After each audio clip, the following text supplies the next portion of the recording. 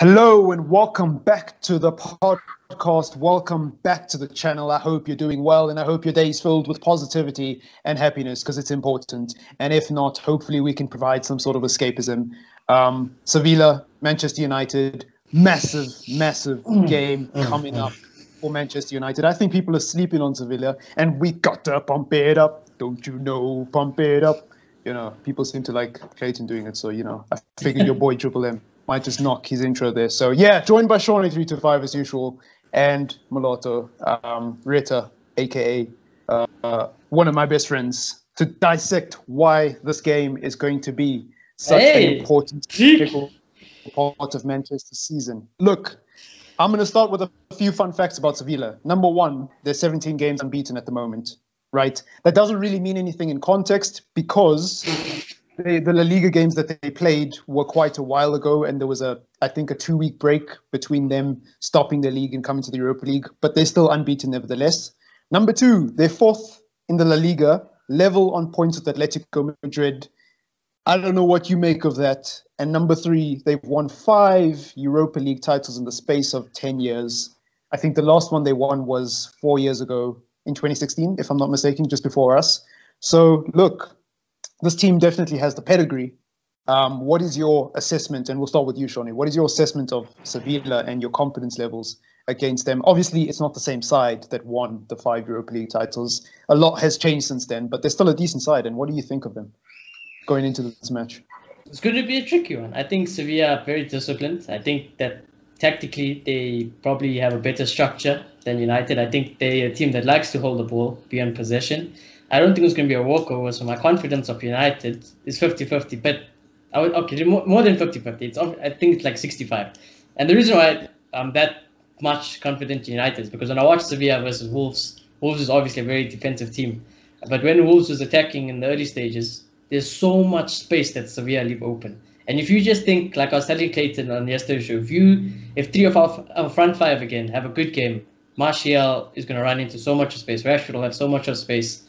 So unless Sevilla close that space, and which I doubt they could surprise us, and because they are good tactically.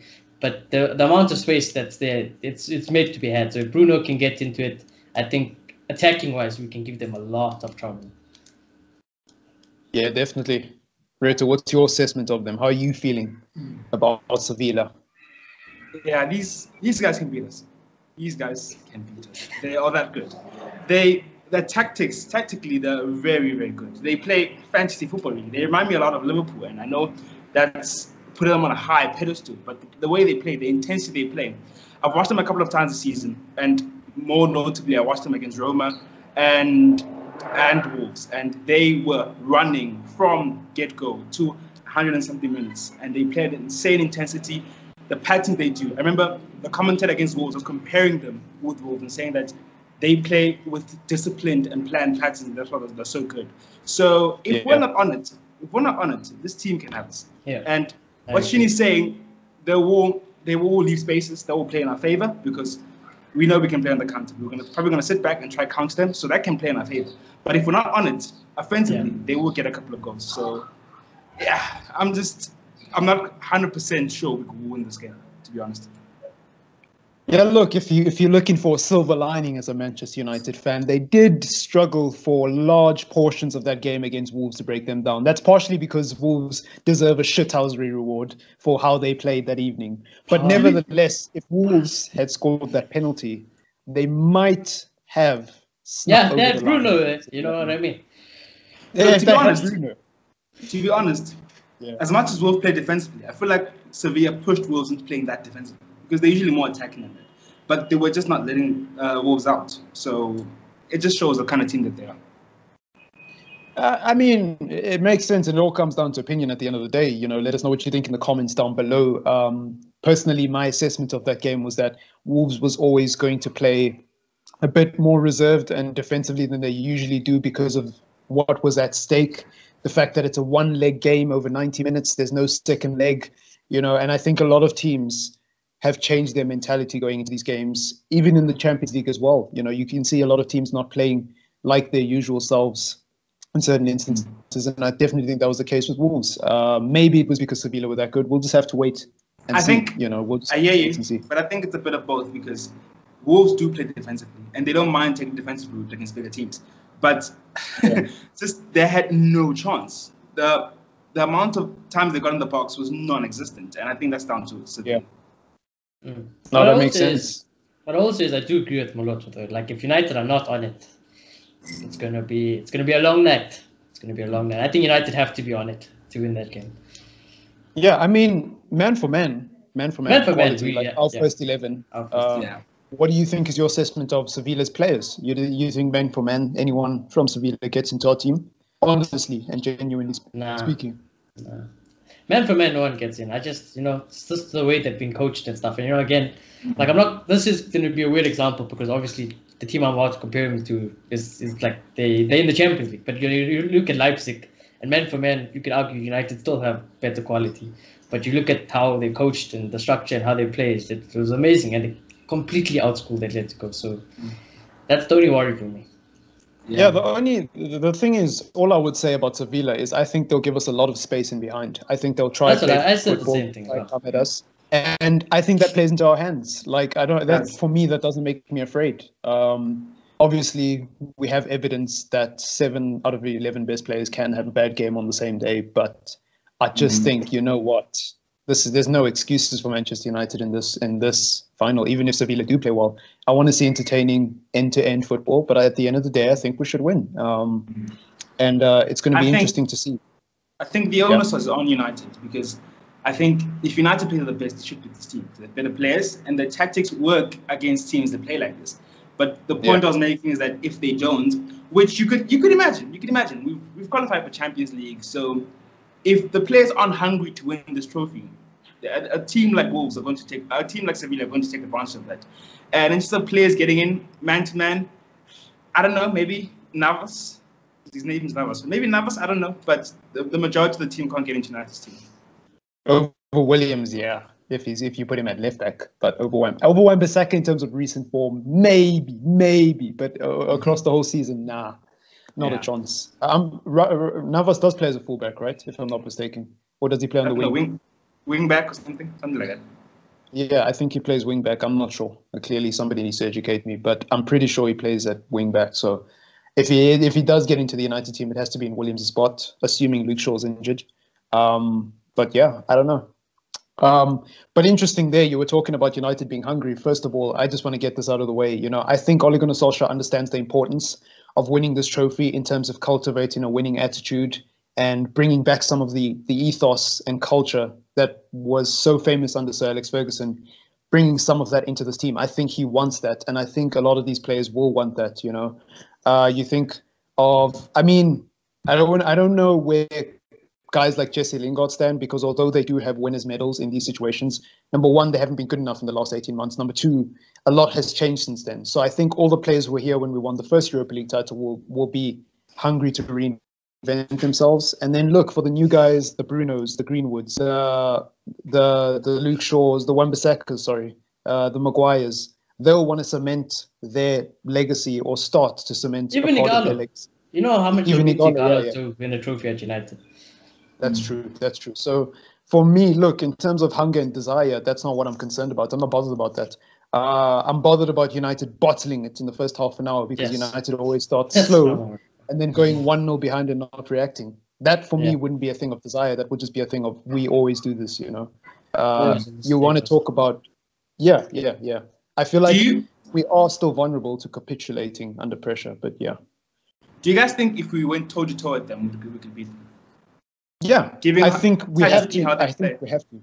Yeah, so tactically how they play, look, I think if they come at us, they leave a lot of spaces behind. They leave us with a lot of space to play in transition and break quickly on the break. All I would say about that is Bruno Fernandes and Pogba have to have a good game if that's to happen. If we're going to go toe-to-toe with Sevilla, Bruno and Pogba have to be on it. And whoever plays in the DM, whether it's Matic or Fred. If our midfielders are not up for it, if Bruno Fernandes has another stinker of a game as well as Pogba, it could be curtains, mate. Because if we can't get the ball to our front three, there's no point in having space in behind. That's all I will say. I think it's imperative that at least our midfield plays well enough to get over the line against Sevilla. You talked about Sevilla being a well-organized and well-drilled team. Well, this is going to sound like a cliche, but I have to say it. This game will be won and lost in the midfield because of how both of the teams might play. And I just think if Bruno has a good game, if Pogba has a good game, and they can move the ball across the field quickly, Sevilla won't be able to get back quickly enough every single time. Eventually, Greenwood is bound to have a chance at goal. Eventually, Rashford's bound to have a chance at goal. Eventually, Martial's bound to have a chance at goal if they come at us. If they decide to sit back, it's a completely different story. That will make things either very interesting or very... Yeah. I know that a lot of United fans don't like that we don't go toe-to-toe against the big teams. They want us to play like a big team and dominate the game. But, I think we're one of the best at doing it. One of the best in the world. Maybe Atletico Madrid is there. But I think in terms of transition from being very defensive, we're really, really good at it. And I think it's something we can use to our advantage in games like this. So I think I wouldn't mind if we're a bit defensive. Those long balls from Pogba, they can be very crucial in this game where they're going to leave a lot of space. Exactly. Bruno and Pogba have to play well. I can't stress that enough. Yeah, that's what I said. That's what I said. For me, if three of our front five have a good game, we win this game. Like if Bruno, Pogba, and Martial have a good game, I think we win it because we boss the midfield. Exactly. Martial. I think Martial. So the three key players for me would be Martial, Bruno, and Pogba. Those are my three key players for this week's game. Yeah, 100%. 100%. So, anyways, shall we get into the predicted XI then? Obviously, it's pretty easy to foresee. Actually, wait, it's not that easy. Do you think Romero or De Gea will play in this game? I think it's going to be Romero. For me, Romero. I think leave De Gea out of the limelight. Romero has been our cup keeper. He's done nothing really wrong in Europa League. So yeah, I'd say Romero. But you never know with Oli. He seems to like De Gea. He seems to be defending De Gea nowadays in the press. When he was asked about Dean Henderson potentially coming back recently, he said something along the lines of De Gea is still one of the best goalkeepers in the world. Yada yada yada. We can't have three good goalkeepers. So yeah. But for me, Romero starts. I don't know about Palmoloto. I think it's Romero. Earth to Moloto. I think he might have lagged out. Oh, possibly. We'll go on then. Whenever he does join back, he will join back. Right back, you going with Wan-Bissaka then? Yeah, Wan-Bissaka. I don't think there's any doubts. Yeah. Well, Fosu can play, but I don't think he's going to play in a semi-final. Yeah. So yeah, Wan-Bissaka. Centre-back pairing, you think? I think he'll go. No, I think he'll go back to our strongest pairing. I think he'll go Maguire and Lindelof. Maguire is going to play every game from now on. I'm convinced. Interesting. I mean, Maguire, yeah, that's pretty obvious. Left back, who do you think? I think Williams. Williams is the only guy who's left back. Besides, again, Foster can play there again, but I don't see him playing there. And I think Williams is our only left back. Sure, won't be available for the rest of the cup. So yeah, Williams. And then the midfield three, besides Pogba and Bruno, obviously, do you think Fred will play in the pivot once more? I mean, what was your assessment of him last game? And do you think he warrants himself a place in today's game at all? Well, everyone knows what I said. I said in the match reaction that I thought Fred was amazing that game. I would like to see Fred in more games like that. Would I play him in a semi-cup of Europa League, something that I want to win? Probably not. I think maybe that's why Oli played him in the quarterfinals, maybe to give Matic a bit of a rest so that he could play in this type of game. So I think Oli would play Matic. I wouldn't mind Fred though, personally, but I think he'll play Matic. Yeah, no, that makes sense. Look, I just think in terms of Fred, he played well the last game. I don't know why he got taken off for Matic, but it is what it is, ain't it? I think perhaps he brought Matic on to give him some minutes and make sure he stays fit in case he's needed in the latter stages of the Europa League. But you just got to go with your best 11 against Sevilla. And I think you might like Matic in this type of game because Matic will pass the game. He'll be so defensive. Yeah, so Matic does simple things. He's not too risky. So you might actually suit Matic. This game might suit Matic.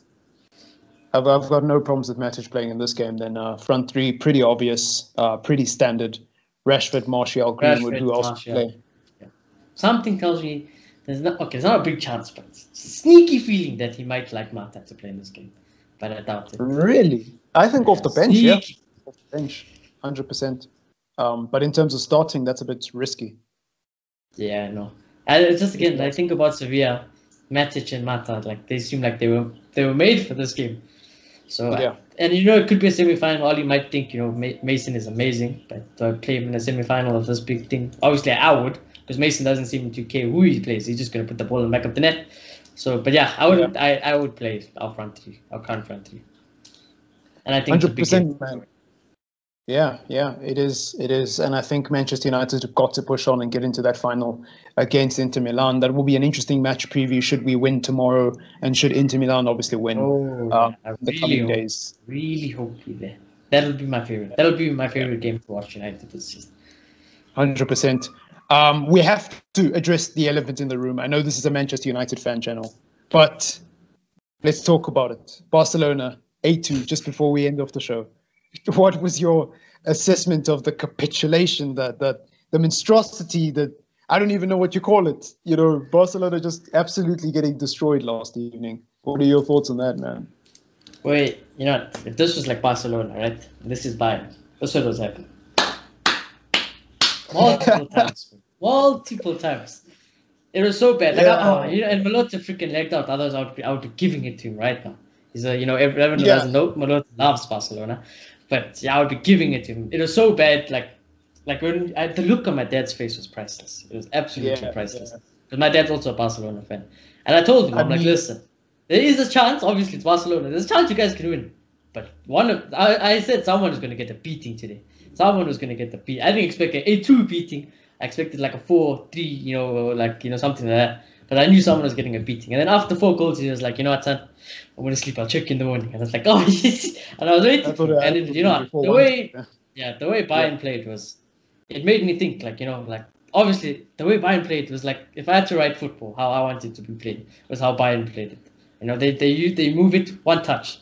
1, 2, 3 touches max on the ball. They switch it to the wing, cross it inwards, either low driven cross or over the top, and they score from that. It's lovely. Everyone knows. I think the cross is one of the best tactics in football. So yeah, the way they played was amazing. Even the chip through balls is something I love, something I would like United to see. And I was looking at Bayern, and now I'm just thinking, because United are going to be Champions League next season, and I'm just thinking, we are so far off winning a league title and stuff.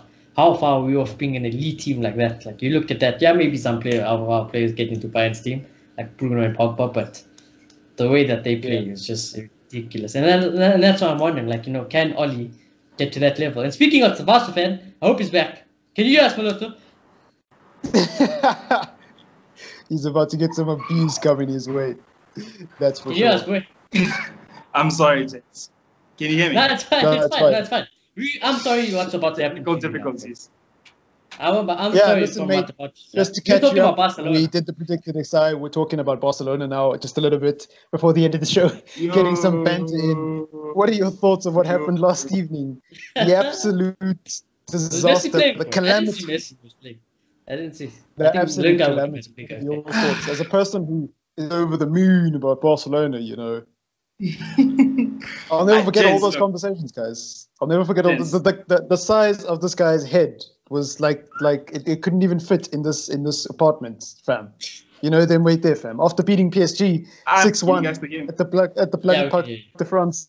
Yeah, we can hear you. After beating PSG at the Parc de France 6-1 and beating Liverpool at the Camp Nou 3-1 and also beating United whenever we played. Was it last year? I think it was last. Was it last year? It was a while ago. Anyways, it was a while ago. Those late night conversations and those early mornings at school, taking abuse from this. Well, to be fair, it wasn't really abuse, but taking the big-headed comments from this man have finally come back to bite him. But seriously, mate, from a footballing point of view, what are your honest thoughts on how far the mighty have fallen? Because it's been a pattern. You guys lost 4-1 to Roma or 3-1 to Roma recently. You lost to Liverpool, obviously. You lost a pretty embarrassing lead there. You lost. I don't know who you lost to in the season that you beat. People forget. Yeah, we lost to Juventus 3-0 afterwards, and we lost 4-0 to PSG before that. Look, this has been going on for a while at Barcelona.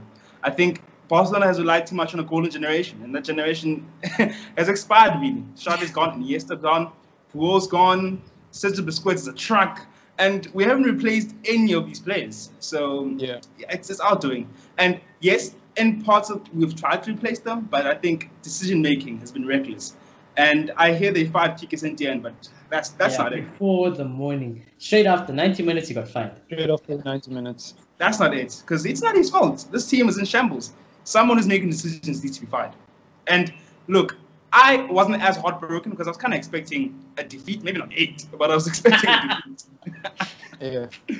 So Look, for me, yeah, the yeah, bright go. side to this is that they might be a cleanup, and we might see people get fired, and we might see change at Barcelona. But it is heartbreaking. Look, if there's any Barca fans, whether you're plastic or a real Barca fan listening to the show, you're not going to like what I'm about to say, mate. You're not going to like what I'm about to say. But I said this to United fans after Fergie left, and I was crucified. You know, like I still have the marks. You know, I had pins put on me, and I was on a cross, fam, like the Black Jesus Christ. You know, them wait their blood.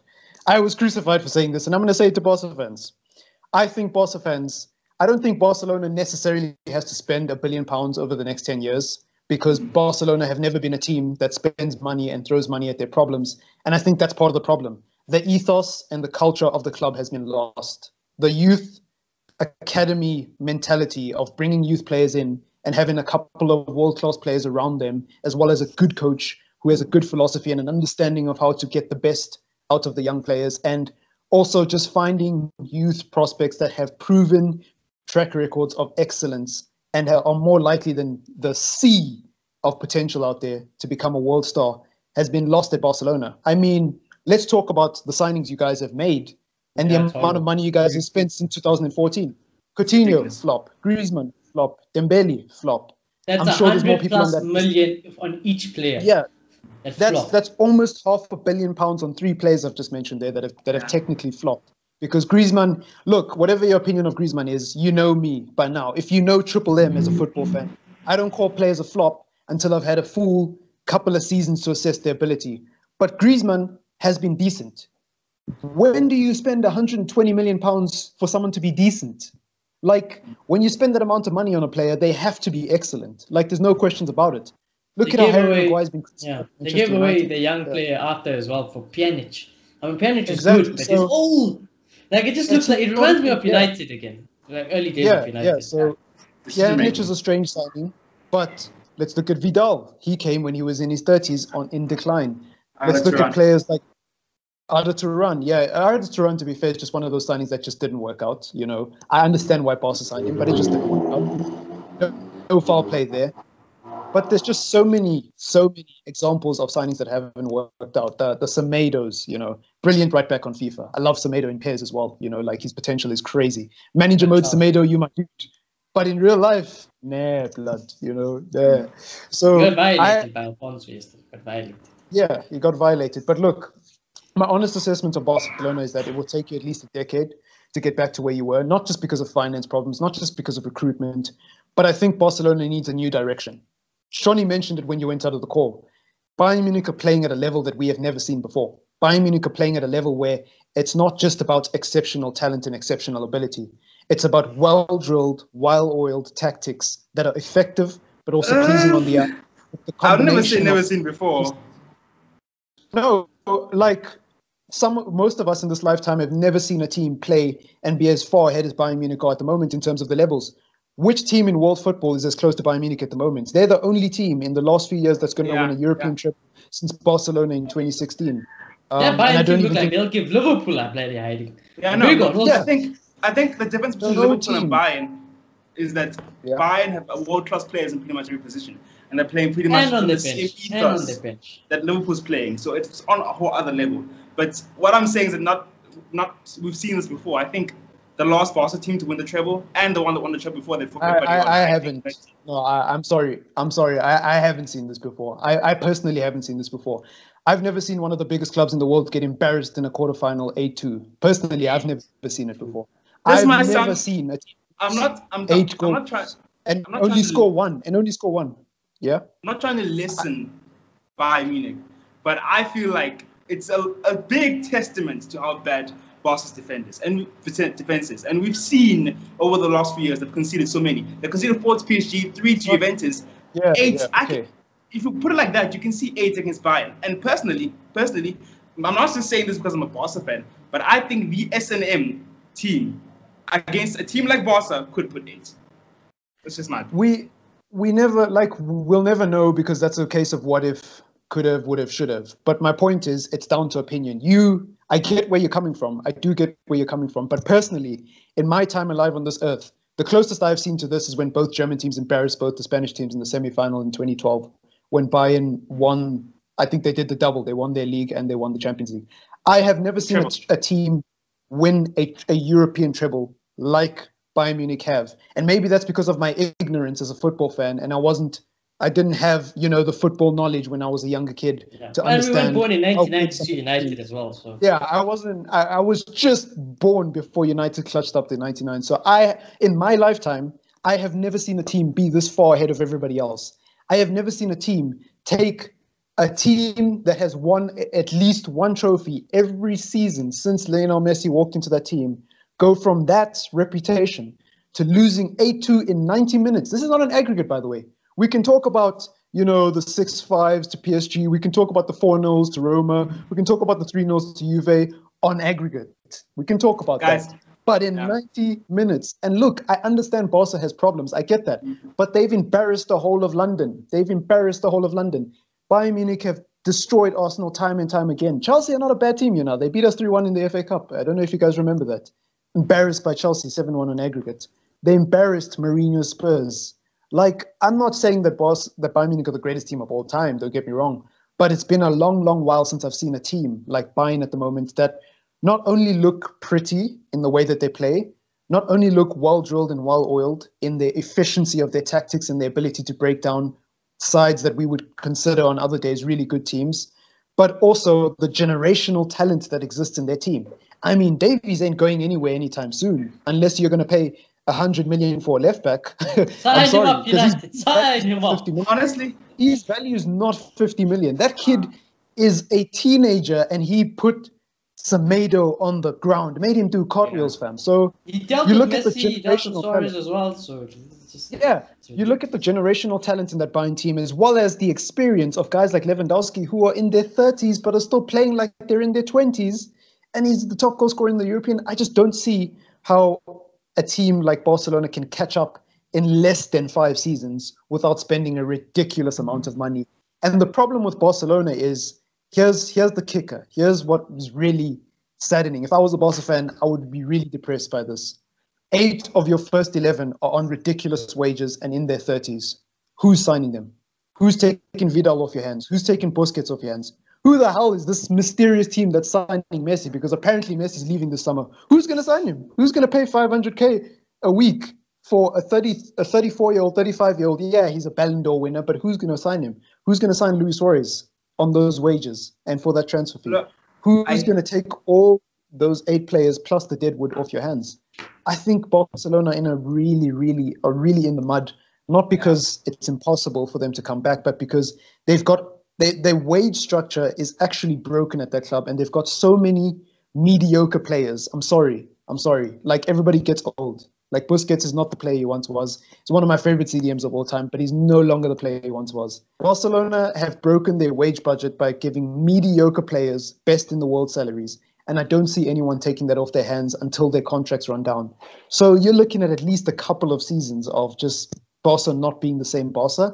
And then beyond that, your rebuild process has to be on point just for you to catch up to Bayern Munich, Man City, Liverpool within the next few years. That's my honest opinion. Some Barca fans might hold their crest up and be like, no, we're Barcelona. We'll always buy stars. Okay. Look, like, I don't think our team's horrible. And I think it can be balanced again. Maybe not the best in terms of everyone, but it can be balanced again. And I feel like De Jong's there. Busquets shouldn't be. Busquets should be on the bench. And Busquets coming onto the pitch for De Jong, for me, that's pretty good. And I think we can build around the key players we still have.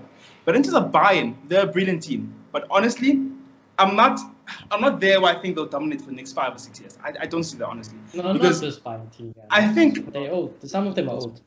I think maybe they've gotten more players in the last few years. Alphonso Davies, maybe they've balanced the team a little bit. But these guys have had a good team for some time now. They've got a really good team for some time now. Yeah, and they just haven't had the tactics and the manager to get that out of players. So if this Flick guy can stay there and be consistent, sure. But I've seen in modern football, it's not that easy.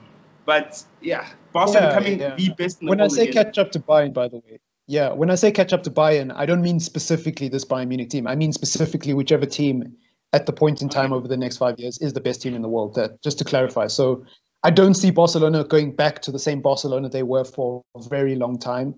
And that's got nothing to do with hatred towards the club. That's just my honest assessment. Like, how on earth do you go from 8 of your best players being 32 years old and on ridiculous wages to we've got generational talent, we've got a good manager with good tactics that work in the modern game. You know, we're not just holding the ball and saying, look at us, we can play tiki-taka, we've been doing it for 30 years. It doesn't work anymore. Guys. Yeah, I don't know if you guys could see this picture, but like one of my friends sent me this, and that's like how many? 8 of the players with the ages there. Yeah, that's 8. And those, mad. Look, I'm not going to say those are 8 of your best players because I don't watch Barcelona, but those are by definition, those are 8 of your best players because they start. Piqué played last evening in a quarterfinal. Messi, Suarez, Vidal, Piqué, Busquets, Alba, Pjanic who's coming, and Rakitic. Exactly. I mean, I heard a Barca fan yesterday talk about how Fati has potential and you've got all these young players. And I was like, yeah, it doesn't help having young players when they're not actually playing and they're not actually developing. And the people who are playing are the ones who are on ridiculous wages. And because their wages are so high, you can't afford to drop them on the bench. Like, how do you even begin to drop someone like Messi or Suarez? You can't.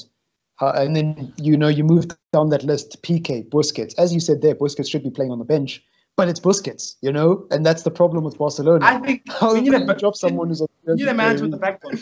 And the one manager who could do it and understands our club is at Man City right now. So if that could happen, that could be brilliant for us.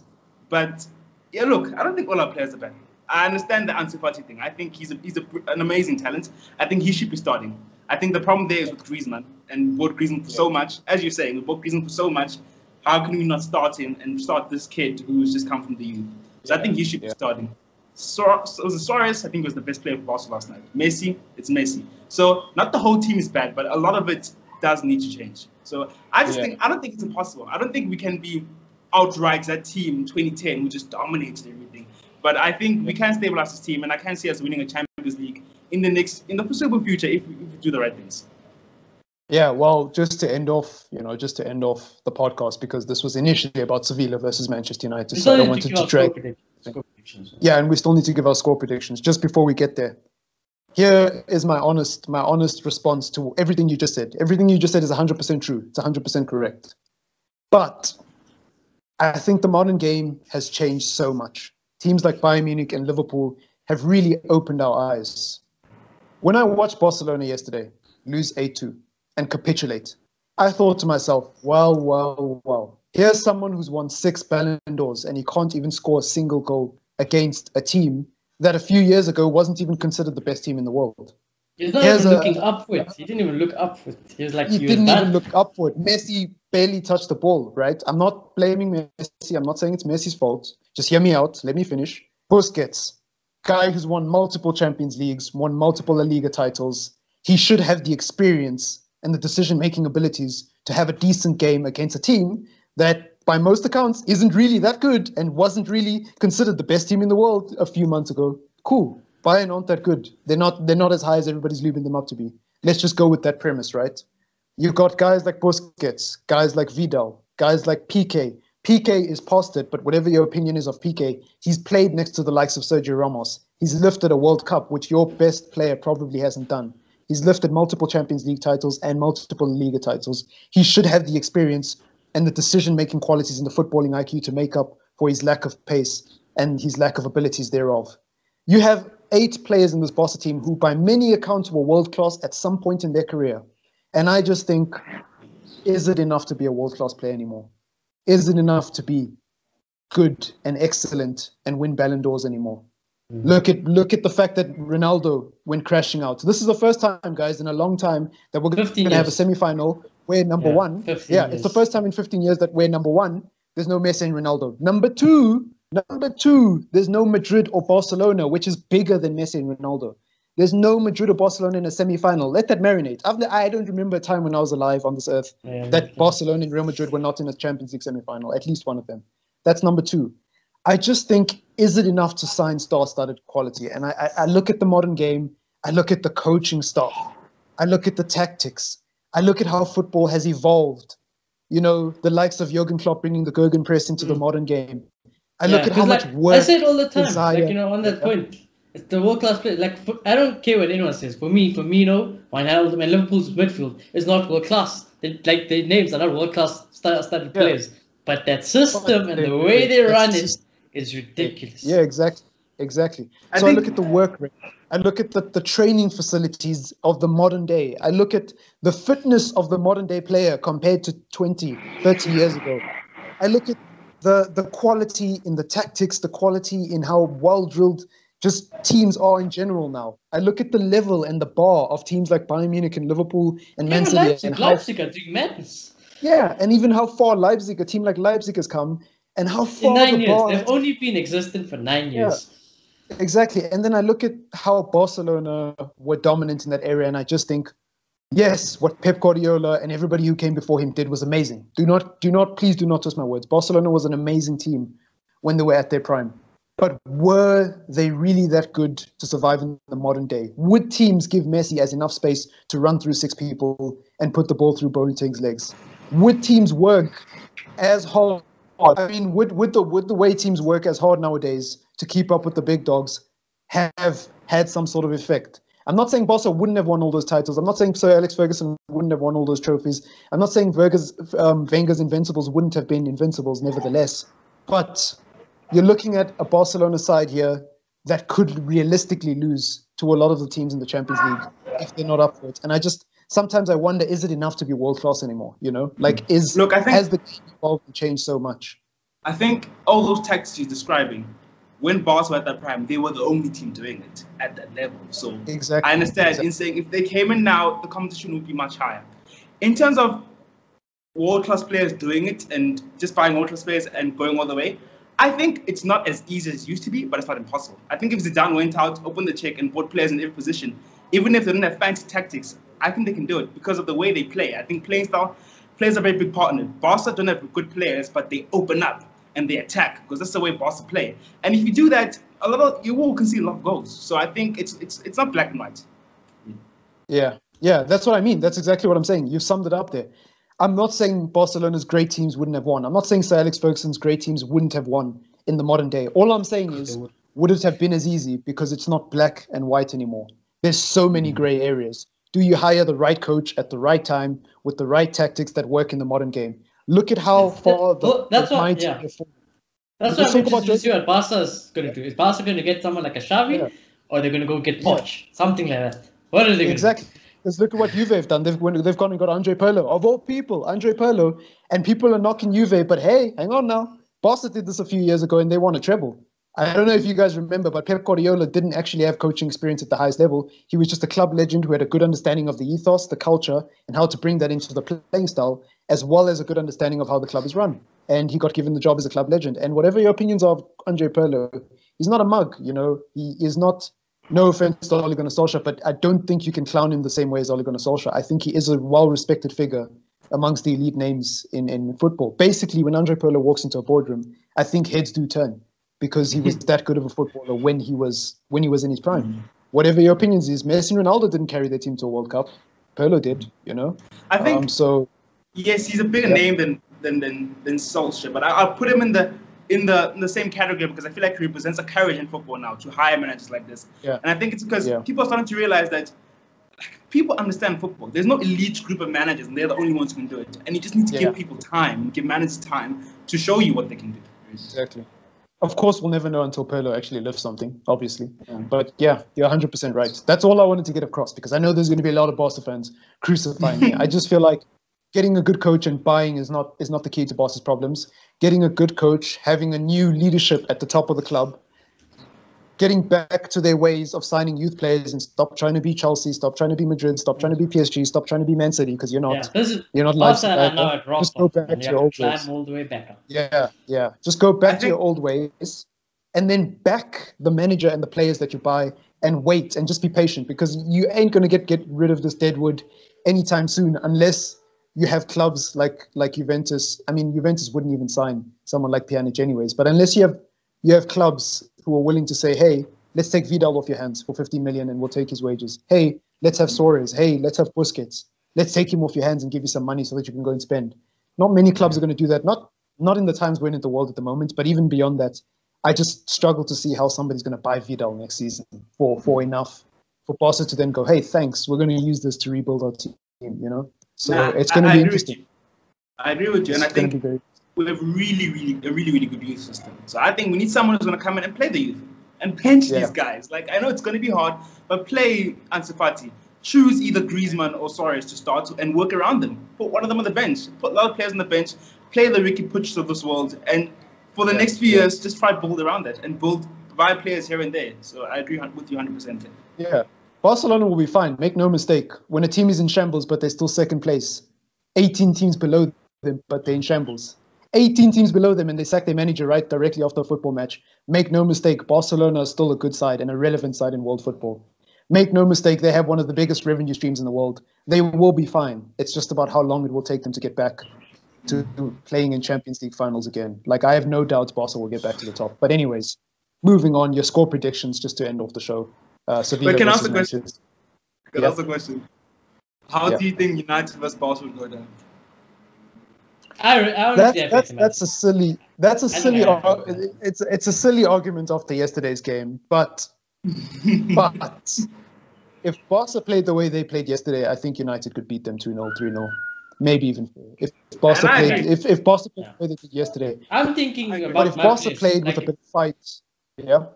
Because if I was thinking from United players' perspective, I'm thinking from Pogba, Bruno, Rashford, Martial, and Greenwood. I would be licking my lips at that Barca defense. I'll be like, I'm gonna wreck you guys. This might sound arrogant, but I don't see Bayern putting 8 past United. No way. That's what I said. But that's what I said. Like 3, 4 I was talking about, but I'm saying I don't see minutes. Bayern putting 8 past United either. In 90 minutes. I said this to a Barca fan, bro. Like, in 90 minutes, over 2 legs, fine. You can put 6 past United, 7 past United, maybe 8, over 2 legs, because it's very realistic for that Bayern team to beat Manchester United 4-0 twice. But in 90 minutes, nah, bro. So that's what I'm saying. If Barca played the way they did yesterday, to the point where players like Messi are they've given up, like the arrogance of Vidal to come out in an interview before the game and say, we're not worried about Bayern Munich. They're playing against one of the best teams in the world. One of the best teams in the world, and you played like that against Napoli. Interesting. One of the best teams in the world, and you came second in the La Liga. Interesting, because the Barcelona I know is the Barcelona that says, hey, we won a league title, we won a domestic trophy, we won a treble, but it's not enough. We didn't play as well as we could have in the final. That's the Barcelona I know. Right now, it seems like there's a lot of, and I hate to use this word, but there's a lot of fraudulent activity at Barcelona, not in terms of money, just as a metaphor in terms of there's a lot of mediocre names on world-class wages, pretending like they're the big shots and, walking with their chest out like we're the best team in the world, milking that name of the club, but they don't actually play for this. They don't actually care about this, because to lose 8 goals, and we might as well subtract the second goal Barca scored because it was an own goal anyway, so it was 8-1 in reality. 8 goals you lost by. You can't let that happen. You cannot let that happen on a football pitch. Like, at some point, somebody's got to look around and be like, gents, come on, And that didn't seem to happen with Barca last evening. Like, Messi just seemed to be like, that's what I'm saying. I don't know what your excuses are. I don't know what your excuses. Yeah, but that's why I will say, look, keep it short. That's why I always prefer Ronaldo, because I think Ronaldo's on the pitch. Would Ronaldo let that happen? Probably not. I hear you. And true, maybe that attitude is not great, but like, I think Messi has been talking for some time now, and I feel like if Messi was to leave this club, it's now, because I feel like part of him is done with this club. He's just done with what's been going on. I'm going to be blunt and say all this nonsense about Ronaldo, whatever your opinion, all this nonsense about Ronaldo would have never lost A2. Number one, you don't know that. You don't know that if Brazil had Ronaldo in that game against Germany, they wouldn't have lost 7-1. Ronaldo has never played in a team with 8 players who are 32 years old, including himself, and the 3 other players not being experienced enough, bar De Jong, to play as well as they did. Ronaldo has never been in a situation where his team has completely dropped heads and given up. Do you think that's because Ronaldo's a leader, or do you think that's because Ronaldo's always played in teams that have been well managed? Be honest. I think it's because he's a leader. No. I disagree completely. I've watched Ronaldo give up and stop chasing the ball at Real Madrid time and time again and throw a temper tantrum when his team is losing and just be like, that. I think when Ronaldo was younger, yes, but now, no. Yes. I think when he got older, chance. But I disagree. I think this is nonsense. Messi and Ronaldo are in 2 completely different situations. Messi is playing at a club that's been run into the ground for the last 8 years. Ronaldo has moved on and has moved to better things and greener pastures. And whatever your opinion of Ronaldo is, I don't think Barcelona don't lose that game 8-2 just because Ronaldo's on the field. Ronaldo took 5 twice to Barca. So what happened there? What happened there? What happened when Ronaldo played in the famous loss against Borussia Dortmund? Can I refresh your memory? When Barcelona lost by 8 goals to Bayern Munich on aggregate in 2012, Ronaldo played in that Madrid team that lost 7-2 to Borussia Dortmund. What happened there? Where was your leader then? Like, all this nonsense about Ronaldo not being... I acknowledge the fact that Ronaldo is more of a leader than Messi. That's not my argument. That's not my dispute.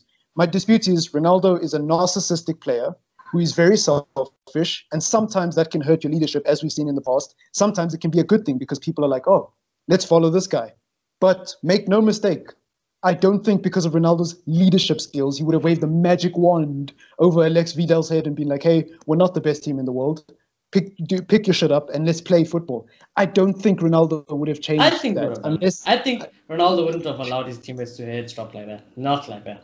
Yeah, because you live up his arse and you think he doesn't fart and his shit doesn't stink. But I think this is nonsense. I think this is complete nonsense from Ronaldo fans. Like, I respect Ronaldo. He's an ex-club legend of my club. I like him more than Messi because of that. But to blame Messi because of what happened... I didn't blame him, but I just said would have the heads dropped if Ronaldo was in that team. But in a way, you are blaming him because you're saying there was a lack of leadership yesterday.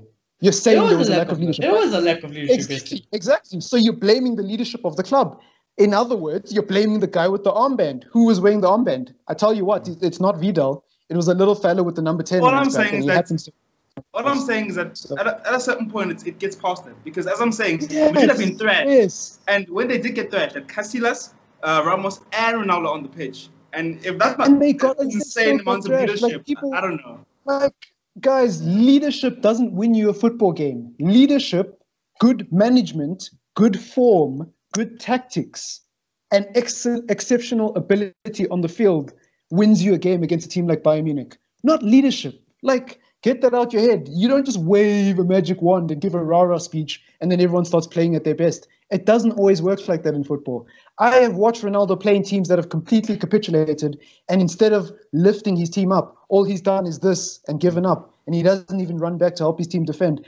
I have watched Ronaldo, even at Old Trafford, do some of the silliest things, and his body language has been absolutely disgusting, but we forgave him because he was one of the best players in the world. So to blame Messi for losing last night is incredibly idiotic, because if you're blaming leadership at Barcelona, you're essentially blaming Messi because he is the leader on that field. Yeah, but what I'm saying, I didn't blame Messi. I didn't. No, I'm just saying that I expected more from Messi yesterday. Okay, and it's games like that where I would prefer a Ronaldo on my team. When you put it like that, it sounds fair, but you're basically saying that if a better leader was in the team, they would have won. In other words, Barcelona did not have the No would have won, but like to stop like damage control or something. Yes. Like if Roy Keane was there, that would never happen. I hear you. But stop bullshitting. You're blaming the leadership. And the leadership in that situation was Lionel Messi. So by definition, you're blaming Messi and whoever else was supposed to be a leader on that field, right? And that is basically reducing Barcelona's performance last evening and over the last 8 years down to one man, which is unfair and idiotic because it's bigger than Lionel Messi's leadership abilities on the field. A better leader probably would have helped in that situation, probably would have stopped the second, the third, the fourth, the fifth, the sixth, maybe even the seventh from going in. I am not disputing that, but I just think it's a silly thing to say. Like, it's 8-2. It's beyond leadership at that point. At that point, you have to look at the whole structure of the squad and the club, not just in that game alone, but over the last 8 years. I think it's been 8 years. Actually, no, 6 years, correction. Because Barca, I think these problems started even before Barca won the Champions League. Around 2014, 2015, a lot of the players that played in that team are still there. The Suarez's, the Messi's, the Busquets's, the Piqué's, etc., etc. A lot of the players who were part of Barca's glory team have now aged on and they've not been moved on. And leadership isn't going to make them better and make them not concede 8 goals against Bayern Munich, in my opinion. And I think it's incredibly idiotic to say that if Ronaldo was there, if Roy Keane was there swinging punches, they wouldn't have conceded 8 goals. Like, how do you prove that, you know? But anyways, that's just my opinion. What are your score predictions for Sevilla and Man United before this drags on for too long? Yeah, we moved way past that. Eh? 3-1 United. Silly. I just think it's silly, honestly. 2-1 United. Yeah. 3-1. 3-1. 3-1. bold. That's bold. I don't know. I have like a good feeling about United. I have a good feeling. I think Martial like is going to turn up and Bruno and Pogba will turn up. So. It's going to be a tough game. I think these guys are going to be in our faces. And I think we'll play. I think we want this trophy. I think we'll hit them on the We counter. want it. We definitely want it. I can definitely see this game going extra time, to be honest. So I'm going to say 2-1 United. Fair enough. I like the confidence from Shoni there because I think we should be confident. There's no reason to not be confident. And if we lose on Sunday, it is not my fault. Your fault. It is the 11 players in a red shirt, well, the 10 players in a red shirt, and the one player in a luminous green top that is the ugliest goalkeeper kit we've seen in years. But anyways, it's their fault. It's not our fault. So, hopefully all things pan out well. I hope you enjoyed that little rant about Barcelona and that discussion because I think it was very interesting. I think a lot of truth bombs were dropped there and perhaps a lot of opinionated discussions. And we'd love to know what your thoughts are in the comments down below. Please do subscribe if you are new and smash that like button if you're not a useless human being who's here to use up the world's oxygen and you actually care about the growth of this channel. It's been your boy Triple M. Peace out.